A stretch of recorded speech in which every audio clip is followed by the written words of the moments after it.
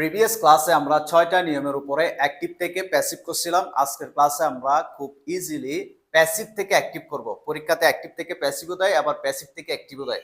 So পরীক্ষাতে যেগুলো বেশি প্যাসিভ থেকে অ্যাক্টিভ করতে দেয় আমি এখানে সেগুলো লিখেছি। আমরা এখন এগুলো খুব ইজিলি ওই 6টা নিয়মের উপর ভিত্তি করে এগুলো সমাধান করব। সো প্রথম বাক্যটা একটু পড়ি। হি ওয়াজ মার্ডারড অ্যাট ডে লাইট। তাকে দিনের আলোতে হত্যা করা হয়েছিল। এখন এখানে কে হত্যা করেছিল সে কিন্তু সাবজেক্টে নাই, তার মানে বাক্যটা প্যাসিভ। অর্থাৎ কাজের সাবজেক্ট থাকলে অ্যাক্টিভ, কাজের সাবজেক্ট না থাকলে passive.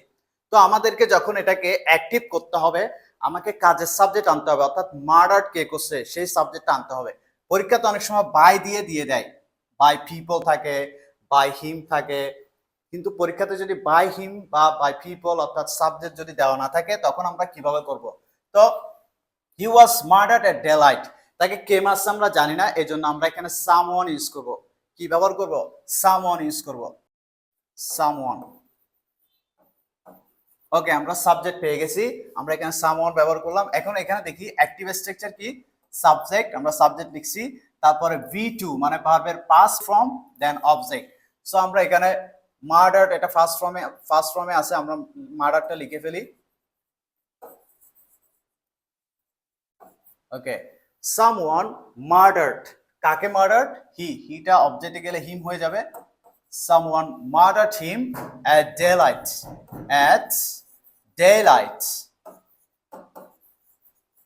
Okay, someone murdered him at daylight, কেউ তাকে দিনের আলোতে হত্যা করেছিল। ওকে, সেকেন্ড বাক্যটা দেখি। English is spoken all over the world, সারা বিশ্বে ইংরেজিতে কথা বলা হয়। তাহলে ইংরেজিতে কে কথা বলে সেই সাবজেক্টটা কি এখানে আছে? ইংরেজিতেও নিজে নিজে কথা বলবে না, কে কথা বলে সে সাবজেক্টটা নয়, তাহলে বাক্যটা প্যাসিভ। আর এটা কন্টেন্সের প্যাসিভ, দেখো সাবজেক্ট এম ইজ আর V3, অর্থাৎ এটা হচ্ছে প্রেজেন্ট ইনডেফিনিটের প্যাসিভ। প্রেজেন্ট ইনডেফিনিটের অ্যাক্টিভ কি? Subject V1 object. তো আমরা এখানে সাবজেক্ট লিখি, ইংরেজিতে সাধারণত কে কথা বলে? আমরা বলি উই অথবা পিপল। সো আমরা এখানে পিপল লিখি বা উই লিখি, people, or you can write we, people or we। তারপরে ভার্বের প্রেজেন্ট ফর্ম V1, স্পোকেন এর প্রেজেন্ট ফর্ম হচ্ছে স্পিক। people speak, কি speak? English. people speak English all over the world, all over the world. English is spoken all over the world. Okay, তারপরের বাক্যটা দেখি। Some steps have been taken to stop child labor, কিছু পদক্ষেপ নেওয়া হয়েছে শিশু শ্রম বন্ধ করতে। এখন শিশু শ্রমটা বন্ধ কে করবে? সে কিন্তু সাবজেক্টে নাই, তাহলে এই বাক্যটা প্যাসিভ। আর এটা কোন টেন্সের প্যাসিভ? এটা হচ্ছে প্রেজেন্ট পারফেক্টের, হ্যাভ আছে, বিন আছে, V3, এটা প্রেজেন্ট পারফেক্টের প্যাসিভ। সো প্রেজেন্ট পারফেক্টের অ্যাক্টিভ স্ট্রাকচার কি? Subject, have has, V3 object. V3 that means ভার্বের পাস্ট পার্টিসিপল ফর্ম। তো আমরা এখানে সাবজেক্ট আনতে হবে, যেহেতু এটা সোশ্যাল ইস্যু, এটা সাধারণত গভর্নমেন্ট করবে। সো আমরা এখানে সাবজেক্ট আনবো যে কি? The government, the government. Okay, government সরকার তো একটা থাকে, তো আমরা এখানে হ্যাজ ইউজ করব, হ্যাভ হ্যাজ এর মধ্যে কি ইউজ করব? Has. So have has use করছে, এবার V3। So government has taken, okay, the government has taken, কি taken? Some steps, the government has taken some steps to stop child labor,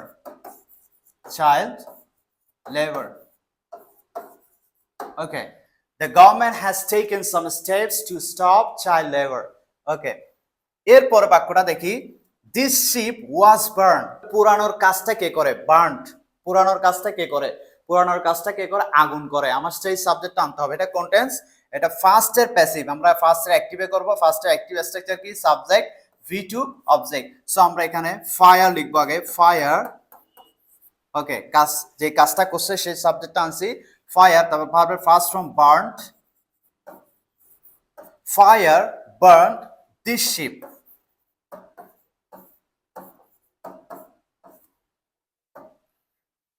আগুন এই জাহাজটি পুড়িয়ে ফেলেছিল।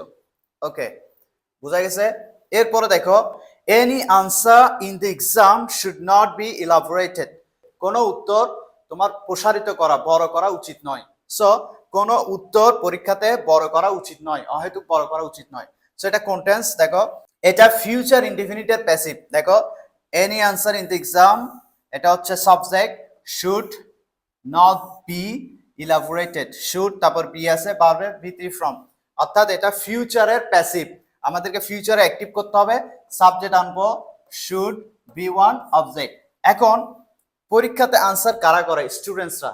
সো আমরা এখানে লিখবো স্টুডেন্টস, স্টুডেন্টস। ওকে, সাবজেক্ট লিখে ফেলছি, তারপরে শুড নট, নটটা তো থাকবে, should not. Okay, students should not, তারপর বি ওয়ান অর্থাৎ ভার্বের present form, should not elaborate, should not elaborate. Students should not elaborate any answer in the exam. Any answer in the exam.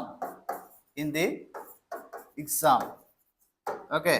Students shouldn't elaborate any answer in the exam. আশা করি এটা বুঝতে পারছো। তারপর দেখো time is compared to a gypsy, মানে সময়কে আলিয়ার সাথে, নিছক আলিয়ার সাথে তুলনা করা হয়। এটা কন্টেন্স সাবজেক্ট এমিজার ভিতরি অর্থাৎ প্রেজেন্ট ইনডিফিনিটের প্যাসিভ। আমরা এটা অ্যাক্টিভ করব। এখন সময়কে তুলনা কে করে? আমরা করি অথবা পিপল করি। সো আমরা এখানে পিপল বা উই লিখতে পারি। আমরা পিপল লিখলাম, পিপল অথবা উই যে কোনো একটা লিখবো। তারপর ভার্বের প্রেজেন্ট ফর্ম, কম্পেয়ার্ড এর present form compare, compare. People compare, কাকে কম্পেয়ার? টাইমকে কম্পেয়ার, কার সাথে? To a gypsy, to a gypsy.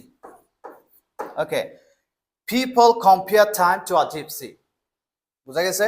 এরপরে দেখো ইট ইজ থট, এটা একটা complex sentence. It is thought that honesty is the best policy. এখানে তো কাজ নাই, আমরা এই অংশটা রেখে দিব, দ্যাট এর পর অংশটা রেখে দিব। এখানে দেখো ইট ইজ থট, এটা কন্টেন্স সাবজেক্ট এমিজার ভিতরি।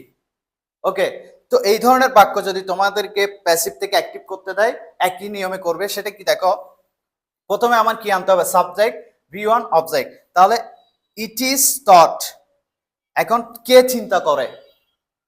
ইট ইজ থট, চিন্তাটা কে করে? চিন্তাটা নিশ্চয় মানুষ করে, বা চিন্তাটা উই আমরা করি।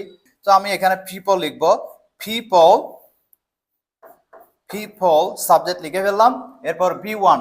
তো থট এর প্রেজেন্ট ফর্ম হচ্ছে think, people think. Okay, people think, এখানে অবজেক্ট নাই। পিপল থিঙ্ক দ্যাট, বাকিগুলো বসে যাবে। People think that honesty is the best policy, best policy. Okay, আশা করি বুঝতে পেরেছো। এর মধ্যে থেকে কিন্তু পরীক্ষাতে কমন থাকবে। ওকে, পার্ট 3 তে আমরা কোয়েশ্চেন থেকে কিভাবে, কোয়েশ্চেন অ্যাক্টিভ থেকে কিভাবে প্যাসিভ করবো সেটা নিয়ে আমরা একটা ক্লাস নিব। সবাই ভালো থাকবে। আসসালামু আলাইকুম।